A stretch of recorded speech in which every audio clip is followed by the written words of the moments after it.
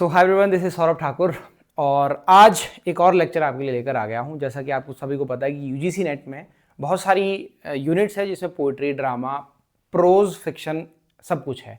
तो प्रोज की जब हम बात करते हैं तो आज का जो ये वर्क है ये एक प्रोज वर्क है, यानी कि एक ट्रीटिज टाइप, एस्से टाइप वर्क है, जिसका टाइटल है द एनाटमी ऑफ मेलनकली, CHOLY। ठीक है जी, द एनाटमी ऑफ मेलनकली 1621 में ये आया था। ठीक है जी, पब्लिश हुआ था और 1624 में इसका सेकंड एडिशन भी आया था और इसके ऑलमोस्ट 8 एडिशंस आए थे। ठीक है, तो इतना जरूरी मुझे लगता नहीं कि 8 एडिशंस की डेट्स हमारे लिए इतनी जरूरी है, तो इतना याद रखो, द एनाटमी ऑफ मेलनकली लिखा किसने है? Robert Burton, BURTEN। ठीक है जी, BURTON, है ना, रॉबर्ट बर्टन। तो इसको आप बर्तन से याद रखो। अब देखो मेलनकली क्या होता है। मेलनकली होता है उदासी। ठीक है, उदासी, सैडनेस। ठीक है जी, सॉरो, जब आप बहुत उदास होते हैं, बहुत दुखी होते हैं किसी चीज को लेकर, ठीक है, तो वो उस वक्त पे कहा जाता है कि आप मेलनकॉलिक हो रहे हैं। ठीक है, अब वो उदासी किसी भी वजह से हो सकती है। आप किसी चीज से डर रहे हो, आप किसी पे शक कर रहे हो, आप किसी ने आपको धोखा दिया है दोस्ती में, प्यार में, वगैरह वगैरह, उस वजह से आप उदास हो जाते हो, या कोई बीमार है आपका सगा संबंधी तो आप उदास हो जाते हो, तो दैट इज मेलनकली। ठीक है, तो अब आप ये ध्यान रखना कि रॉबर्ट बर्टन जो है मेलनकली से बचने के लिए बर्तन बजा रहा है। ठीक है, तो मेलनकली से बचने के लिए बर्तन बजाकर एक इंसान जो है वो म्यूजिक क्रिएट कर रहा है और खुद को एंटरटेन कर रहा है ताकि वो मेलनकली से बाहर निकल कर आए। तो इस तरीके से आप मेलनकली को बर्तन से रिलेट करके याद कर सकते हो कि ये रॉबर्ट बर्टन ने लिखा है। ठीक है जी, ईयर तो याद करना ही पड़ेगा, 1621। अब एक ग्रामेटिकल रूल यहाँ पे मुझे याद आ रहा है, जब भी द के बाद वाला जो वर्ड होता है उसकी स्टार्टिंग वॉल साउंड से होती है, ठीक है, वॉल साउंड से, तो हम द को दी पढ़ते हैं। ठीक है जी, दी एनाटमी ऑफ मेलनकली। तो अब इसमें ये ऐसा क्यों हुआ होगा, जहां तक मैं समझ पाता हूं ये इस रूल का रीजन क्या है। फॉर एग्जाम्पल यहां पे आप दी नहीं पढ़ते, इसको द ही पढ़ते, तो द में भी लास्ट में अ की आवाज है और एनाटमी के स्टार्टिंग में भी अ की आवाज है। तो अगर इसको हम दी ना पढ़े तो इसको हमें पढ़ना पड़ेगा दनाटमी। ठीक है, तो ये बन जाएगा दनाटमी। तो दनाटमी समझ नहीं आएगा कि ये किस वर्ड की बात हो रही है, इसीलिए क्योंकि ये दोनों आवाजें मिक्स हो जाती है, एक ही हो जाती है, ये लास्ट की आवाज और ये स्टार्टिंग की आवाज। तो इसीलिए इसको क्या किया इन्होंने, द को दी पढ़ा ताकि आवाज अलग हो पाए। यहां पे ई की आवाज आ जाए और यहां पे अ की आवाज आ जाए, तो दी एनाटमी। ठीक है, ये ग्रामेटिकल रूल है, याद रख लेना, कहीं भी ऐसा कभी आए तो प्रोनाउंसिएशन में जरूर ध्यान रखना है। और द है ये, दा इसको कोई ना बोले। ठीक है, कई लोग दा प्रोनाउंस करते हैं इसको, तो बहुत ही पुराना ओल्ड फैशन लगता है। तो द आप पढ़े और जब आगे वाउल साउंड हो तो दी पढ़े। ठीक है, अब ये तो बात हुई प्रोनाउंसिएशन की। अब हम बात करते हैं ये एनाटमी जो है ये है क्या। ठीक है जी, एनाटमी जो है ये है क्या। एनाटमी होता है ये एक साइंटिफिक या फिर मेडिकल वर्ड है, हम कह सकते हैं। एनाटमी होता है जब आप किसी चीज को बहुत क्लोजली एग्जामिन करते हो, बहुत क्लोजली उसको स्टडी करते हो, उसके अलग अलग टुकड़े करके उसको स्टडी करते हो, बहुत गहराई से उसे स्टडी करते हो। डॉक्टर्स क्या करते हैं, हमारे जब एनाटमी करते हैं तो हमारे एक एक बॉडी का एक एक पार्ट को डाइसेक्ट करके उसे स्टडी करते हैं, और प्रोफेसर जो है मेडिकल कॉलेजेस में उस तरीके से पढ़ाते भी उसको। तो एनाटमी ऑफ मेलनकली यानी कि मेलनकली की बहुत गहराई से स्टडी। ठीक है, कौन कर रहा है? Robert Burton. ठीक है जी, अब रॉबर्ट बर्टन जो है ये एक यूनिवर्सिटी ऑक्सफोर्ड का बंदा था और बहुत ही होशियार और बहुत ही पढ़ाकू किस्म का आदमी था। ये मेडिसिन भी पढ़ता था, फिलॉसफी भी पढ़ता था, साइंस भी पढ़ता था, लिटरेचर भी पढ़ता था, बहुत सारी चीज़ें, हिस्ट्री भी पढ़ता था।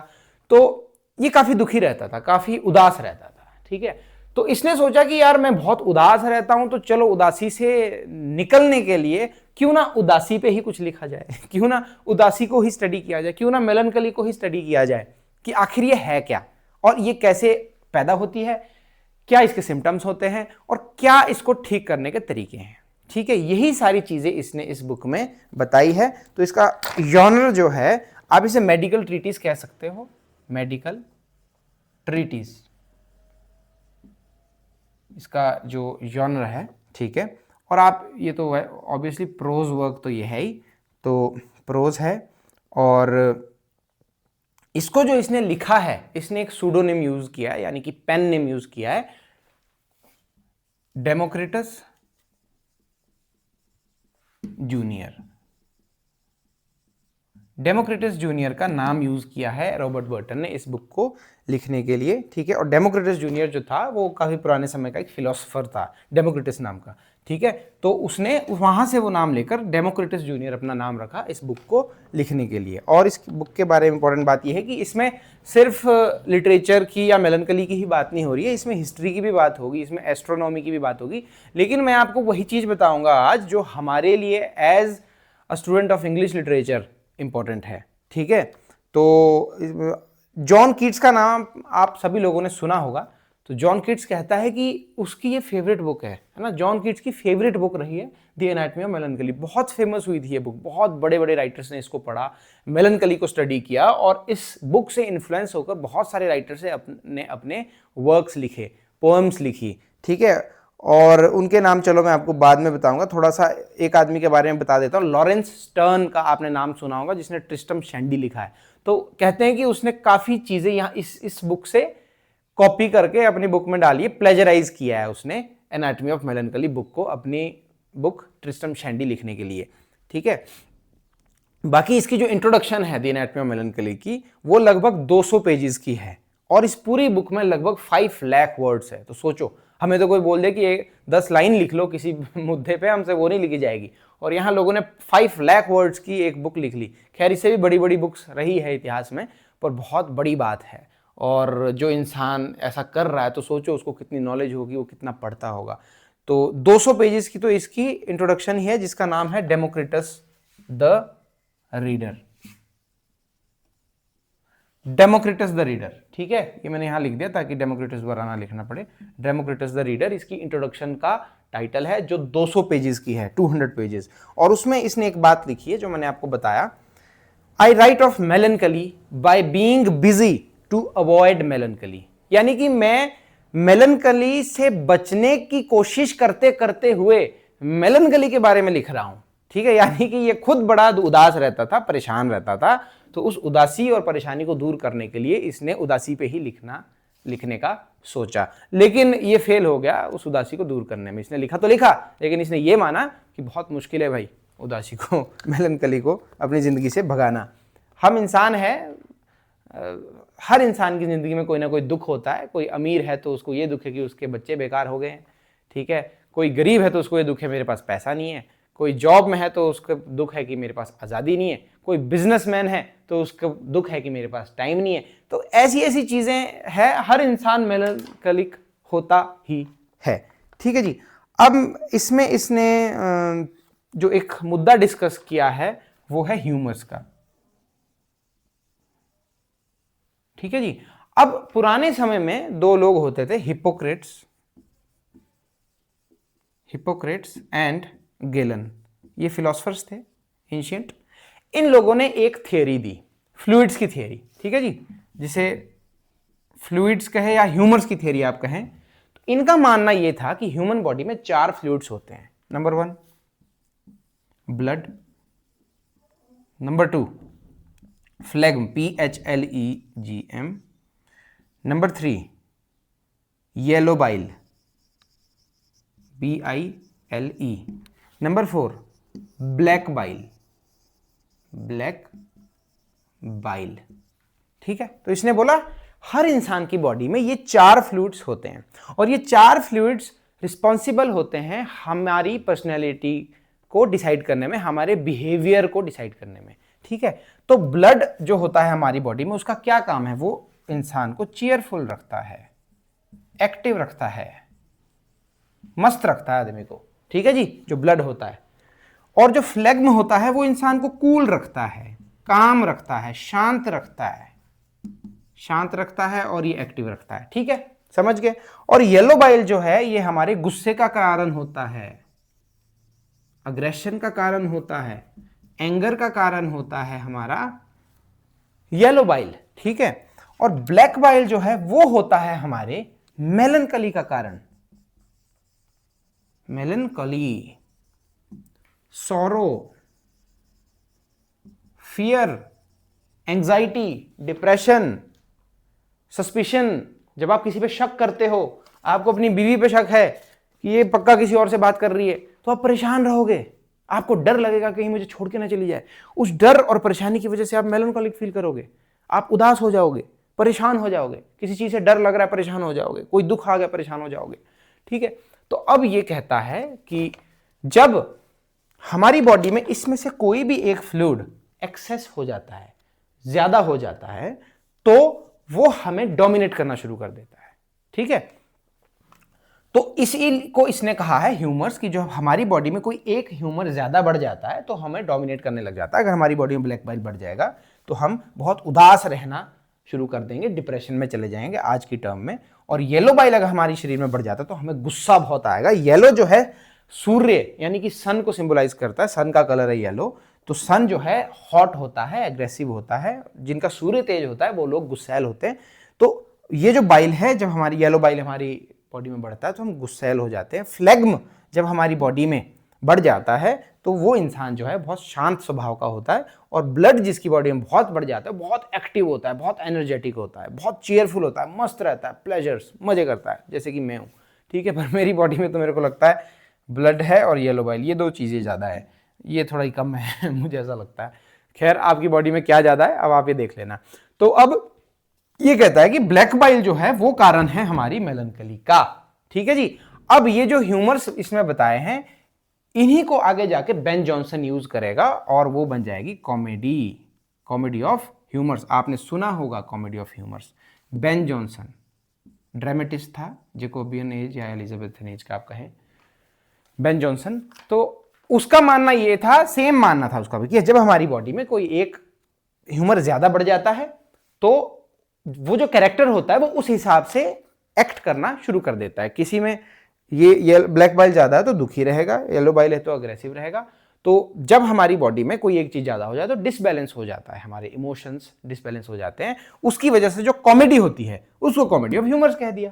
ठीक है, बेन जॉनसन ने। आगे जब मैं बेन जॉनसन के आपको प्लेज पढ़ाऊंगा, every man in his humour, Volpone वगैरह, उसमें मैं ये चीज और अच्छे से कैरेक्टर के साथ रिलेट करके एक्सप्लेन करूंगा। ठीक है, इतना समझ गए आप लोग? चलो स्क्रीनशॉट लेना ले लो, फिर मैं मिटा रहा हूं। चलो, अब क्या है कि अब इस बुक की जो समरी है वो मैं आपको बताने जा रहा हूं। एक तो बोर्ड मैंने काफी बड़ा ले लिया, वैसे जरूरत भी थी बड़े की, इसको मिटाने में थोड़ा ज्यादा टाइम लगता है। डस्टर छोटा ले लिया, बोर्ड बड़ा ले लिया। खैर, ये भी डिसबैलेंस है, जैसे ह्यूमर्स का डिसबैलेंस है ना। हाँ, चलो ठीक है। अब हम बात करते हैं कि इस बुक के 3 पार्टीशंस है। सबसे पहला, द कॉजेज ऑफ मेलनकली,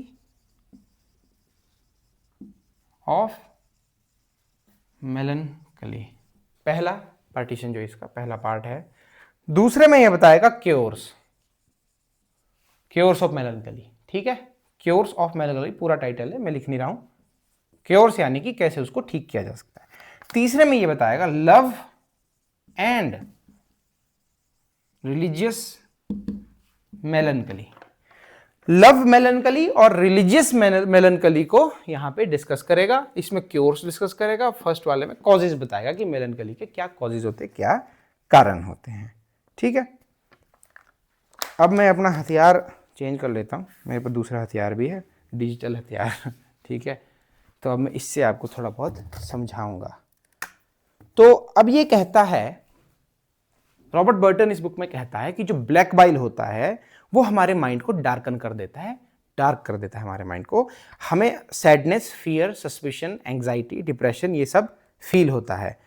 और स्कॉलर्स जो होते हैं, खासकर जो बहुत ज्यादा पढ़ते हैं, थिंकर्स होते हैं, लवर्स होते हैं, रिलीजियस लोग जो होते हैं, वो बहुत मेलनकलिक हो जाते हैं। क्यों होते हैं वो भी मैंने आपको बताया। जब इंसान बहुत पढ़ेगा तो बहुत स्ट्रेस में रहेगा। अब मैं जब पढ़ता था तो 15-15 घंटे पढ़ता था दिन में, और 4-5 घंटे की नींद होती थी। तो वो नींद कहाँ पूरी होती थी, उसमें तो वही सब चला होता था, ये कैरेक्टर्स वगैरह घूम रहे होते थे। तो उसकी वजह से काफ़ी दिक्कतें आ गई मुझे, मैं बड़ा उदास रहता था, स्ट्रेस रहता था, माइग्रेन हो गया, सर्वाइकल हो गया, कई चीज़ें होगी, आज तक झेल रहे। तो वो सारी चीज़ें हैं कि अगर आप पढ़ रहे हो तो थोड़ा हिसाब से पढ़ो। दिन में मेरे 10 लेक्चर्स 20 लेक्चर्स मत देखो, 5 लेक्चर्स भी अगर देख रहे हो आप क्योंकि मेरे लेक्चर थोड़े लंबे भी होते हैं, मैं कोशिश करता हूँ एक ही लेक्चर में जिस चीज़ को मैं पढ़ा रहा हूँ उसको बहुत गहराई से पढ़ा दूँ और कुछ भी आपको और देखने की जरूरत ना पड़े। तो हिसाब से पढ़ोगे, दिन में अगर 6 घंटे भी आप पढ़ रहे हो लेकिन विद कंसिस्टेंसी पढ़ रहे हो, बहुत है। ऐसा नहीं कि एक दिन आपने 15 घंटे पढ़ लिया, अगले दिन आप सोए है पूरे दिन, है ना, फिर आप उठ ही नहीं पा रहे बिस्तर से। तो ऐसा नहीं होना चाहिए, कंसिस्टेंसी रखो, कम पढ़ो, पूरा भरपूर सो, नींद 7 घंटे की नींद लो, 6 से 7 घंटे, बाकी अपना पढ़ाई करो 7-8 घंटे जितना आप कर सकते हो। तो स्कॉलर्स जो थिंकर्स होते हैं बहुत सोचते हैं, दिमाग पे जोर बहुत डालते हैं। किसी ने बात कही है कि अगर आप खुश रहना चाहते हो तो हर चीज़ को जानने की कोशिश मत करो, ठीक है, जितना आप जानोगे उतना आपका दिमाग चलता रहेगा उस चीज़ के बारे में, ठीक है। तो कम सोचें, कम जानने की कोशिश करें, लेकिन हमारी तो मजबूरी है ना, हमने तो एग्जाम क्वालिफाई करना है, प्रोफेसर बनना है, तो हमें तो ये जानना पड़ेगा, ठीक है। तो वो मजबूरी है, लेकिन मेलनकली से बचिए, ठीक है। रिलीजियस पीपल जो है वो चलो मैं बाद में समझाऊंगा। रॉबर्ट बर्टन कहता है कि मेलनकली जो है हमारी बॉडी को भी अफेक्ट करती है, माइंड को भी अफेक्ट करती है, इमेजिनेशन को, क्योंकि आपके जब माइंड ठीक नहीं है तो बॉडी भी ठीक नहीं होगी, ठीक है। जब इंसान स्ट्रेस्ड है, मेलनकलिक है, तो वो चिड़चिड़ा सा स्वभाव हो जाएगा उसका, ठीक है। या फिर अगर इंसान की बॉडी में कोई प्रॉब्लम है, कोई बीमारी है उसको, तो बहुत चिड़चिड़ा हो जाएगा, यार मेरे साथ बात मत करो यार, साइड हो जाओ, मुझे अकेला छोड़ दो, है ना। तो वो इरिटेट होना शुरू हो जाता है। तो बॉडी और माइंड बहुत ज़्यादा कनेक्टेड है। इमेजिनेशन भी हमारी अफेक्ट होगी अगर माइंड हमारा ठीक नहीं है, और बिहेवियर तो हमारा चेंज होगा ही। तो today many of Burton's ideas आज भी इसके आइडियाज रिजेंबल करते हैं। आज आप देखो कितने ज़्यादा लोग डिप्रेशन से जूझ रहे हैं, कितनी सुसाइड्स के खबरें हमारे पास आती है, कितने लोग एंग्जाइटी से जूझ रहे हैं, mental stress, psychological trauma, mental illness, कितने लोग इन सारी चीज़ों से जूझ रहे हैं। तो बहुत सीरियस कंसर्न है, इसीलिए ये बुक पढ़ाई जा रही है, आपको सिलेबस में भी आपके है, क्योंकि ये आज भी एप्लीकेबल है। कब की लिखी हुई, देखो कितने साल हो गए, सैकड़ों साल हो गए, है ना, आज भी एप्लीकेबल है। फिर जो हम समरी पे आते हैं, तो इंट्रोडक्शन एंड पर्पस। बर्टन जो है डिस्कशन शुरू करता है इस बुक में, ह्यूमन मिजरी के बारे में बात करता है कि कैसे ह्यूमंस परेशान है, और फिर सोसाइटी की फुलिशनेस के बारे में भी बात करता है कि सोसाइटी कैसी बेवकूफ़ है, इन ह्यूमर्स के चक्कर में पड़ी होती है, किसी का कुछ बड़ा हुआ है, किसी का कुछ बड़ा हुआ है, और खुद पे कंट्रोल नहीं है। प्रॉब्लम्स जो है इंसान की ज़िंदगी में, वो सब वो डिस्कस करता है।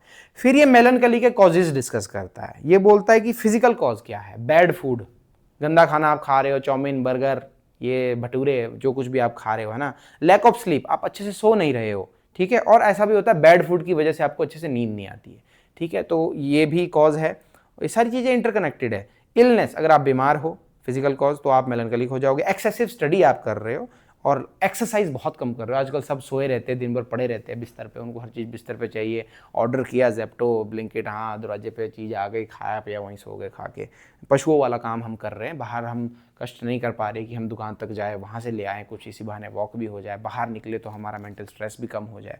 लेकिन नहीं, मेंटल कॉजेज जो है, फियर, सॉरो, किसी बात का डर, किसी बात का दुख, जेलेसी अगर आपको किसी से है, वो भी आपको दुखी रखेगी। लोनलीनेस, आप कहीं अकेले हो तो भी आप दुखी रहोगे। इमेजिनेशन में खोए हो, वो भी दुख है। गिल्ट है आपको किसी बात का, फिर भी आप दुखी रहोगे। सोशल कॉजेज क्या है, पॉवर्टी, गरीब हो, आप चाहते हो कि आपके पास गाड़ी हो 50 लाख की, लेकिन जेब में पैसे नहीं है, 50 रुपए नहीं, ठीक है, तो वो आपको दुखी रखेगा। एम्बिशन आपके बहुत ज़्यादा है, आप वही एम्बिशन में भी आ गया, ये आपको करोड़ों रुपए चाहिए लेकिन जेब में एक फूटी कौड़ी नहीं है। अनहैप्पी सोसाइटी अगर खुश नहीं है, आपके आसपास के लोग अच्छे नहीं, पड़ोस अच्छा नहीं है, दोस्त अच्छे नहीं है, तो आप दुखी रहोगे, ठीक है।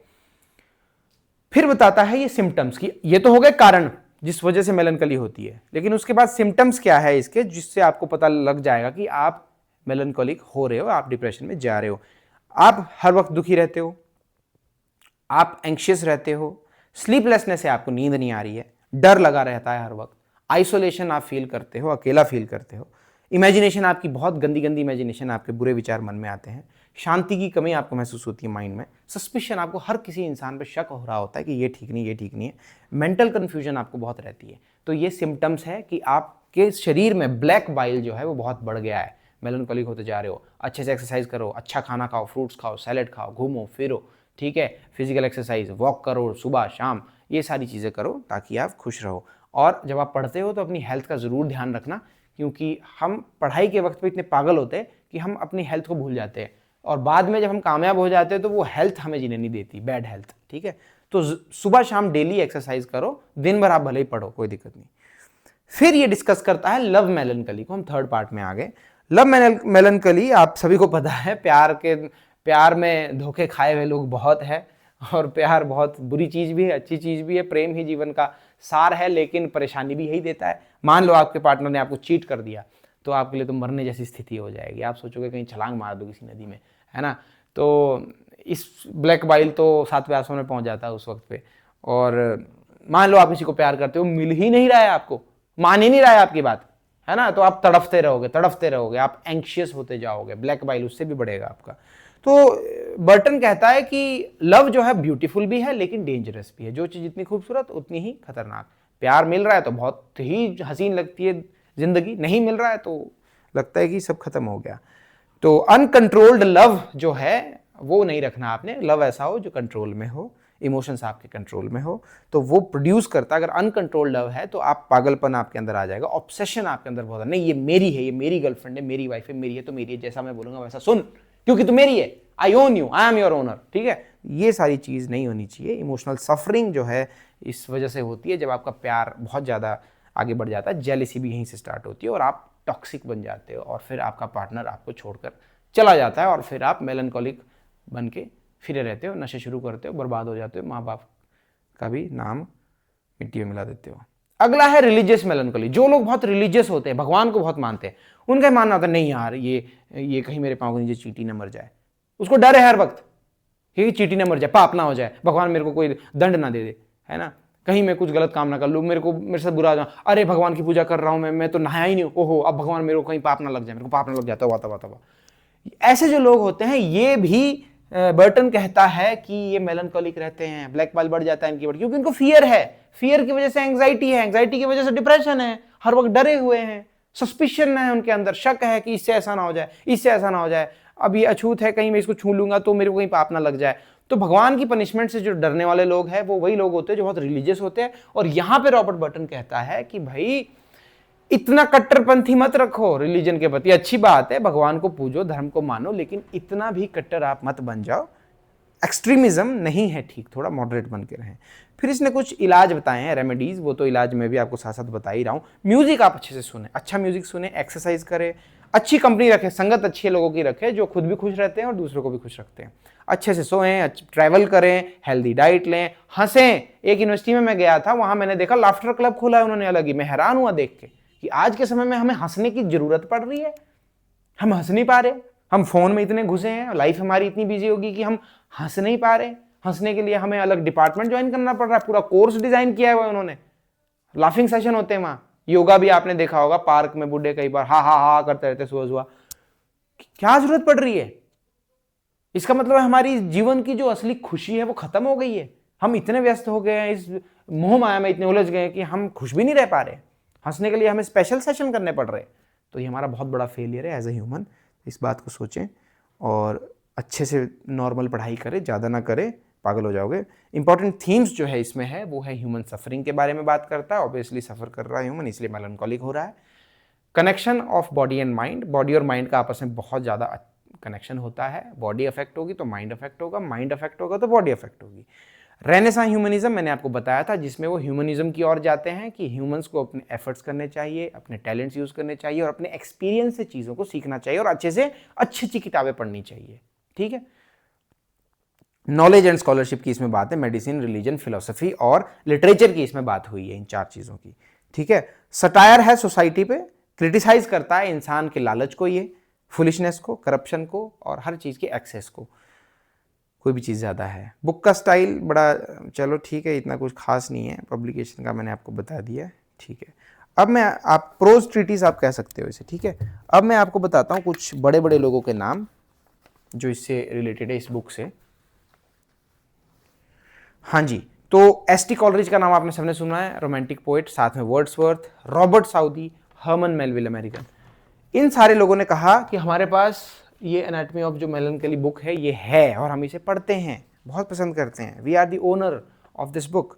उसके बाद O Henry, short story writer, बहुत जबरदस्त, Anthony Powell, Northrop Frye, culture studies में। तो इनके जो वर्क्स है ये खुद कहते हैं कि हमारे वर्क्स बहुत ज्यादा इन्फ्लुएंस हुए हैं इस बुक से, ठीक है। और क्योंकि बहुत बड़ी बुक है, इसमें और भी कई चीज़ें हैं, हम तो इसका सिर्फ एक छोटा सा पार्ट पढ़ रहे हैं जो जितना हमारे लिए, हम तो इसका एक निचोड़ पढ़ा रहा हूँ मैं आपको। चार्ल्स लैम ने बहुत तारीफ की है इस बुक की, ठीक है। और जॉन मिल्टन की जो मेलनकली पे पोम है और इल पेंसेरोसो चीयरफुल मैन पे जो 2 पोएम्स उसकी लिखी है, वो उसका जो बेसिस है वो ये बुक है, ठीक है। जॉन मिल्टन कितना बड़ा नाम है।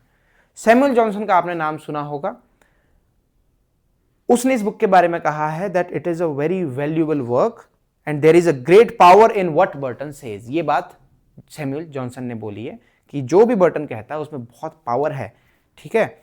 और जेम्स बॉसवेल जो इसका बायोग्राफर था, उसने ये बताया कि ये खुद भी रॉबर्ट नहीं, सैमुअल जॉनसन जो है खुद भी मेलनकली से जूझ रहा था, डिप्रेशन से जूझ रहा था, और उसको बहुत बार सुसाइडल थॉट्स भी आते थे, ठीक है।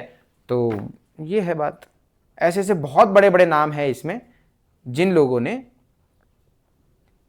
प्रेज किया है इस बुक को, ठीक है जी। अब मैं उम्मीद कर रहा हूं कि जितना भी मैंने आपको पढ़ाया वो आपने बहुत अच्छे से सुना होगा, समझा होगा। अच्छा लगा है तो दूसरों के साथ भी शेयर करें। और यूजीसी नेट या इंग्लिश लिटरेचर से रिलेटेड कोई भी एग्जाम आप निकालना चाहते हो तो आप डिस्क्रिप्शन में जाओ, मेरे बनाए हुए नोट्स 6 बार क्वालिफाई किया है यूजीसी नेट मैंने, बनाए हुए नोट्स आपको, उनके लिंक्स आपको मिलेंगे। टाइप्ड नोट्स है, बहुत मेहनत से बनाए हैं, बहुत सारे बच्चे उसको पढ़कर नेट जेआरएफ क्वालिफाई कर चुके हैं, तो आप भी उनको लो, पढ़ाई शुरू करो। पेपर 1 की बुक्स का लिंक भी वहाँ पे है डिस्क्रिप्शन में, उसको क्लिक करो, बुक्स बहुत अच्छी है, उसको परचेज करो, ठीक है, और अपनी पढ़ाई शुरू करो। और टेलीग्राम पे मुझे मैसेज करो अगर नोट्स के रिगार्डिंग कोई बहुत बड़ा डाउट है तो, उसका लिंक भी डिस्क्रिप्शन में मिलेगा। टेलीग्राम का चैनल ज्वाइन कर लो, उसका लिंक भी डिस्क्रिप्शन में मिल जाएगा, ठीक है। सब कुछ आपको डिस्क्रिप्शन में मिल जाएगा। बाकी दाना मल्टीटास्कर इंस्टाग्राम पे हूँ, वहाँ पे आप मुझे फॉलो कर सकते हो। वहाँ पे मैं अपनी पर्सनल फ़ोटोज़ ही डालता हूँ, ये सब मैं सिर्फ यूट्यूब पे करता हूँ ये वाला काम, ठीक है। तो आई होप मेरी कोशिश आप तक पहुँच पाई होगी और आपको बहुत अच्छा लगा होगा। और जिस भी चीज़ की आप तैयारी कर रहे हो उसके लिए ऑल द बेस्ट। और जो भी कष्ट आप सह रहे हो, भगवान करे वो दूर हो जाए और आप अच्छे से मेहनत कर पाएँ और मैं आपका नाम रोशन कर पाए। बहुत बहुत धन्यवाद। All the best for everything.